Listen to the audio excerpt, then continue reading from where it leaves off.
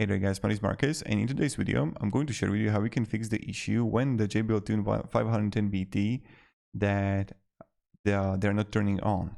So what you can try to do is multiple things. So let it first, don't do anything with it for a few hours, and then try to just charge it for like a whole night to see if it just needs to like be charged. This is the first thing. The second thing is that hold the power button for about like 1 minute and just hold it, and you will see if something is going to work.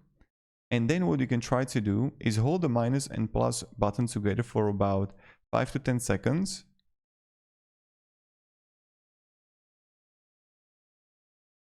And then release.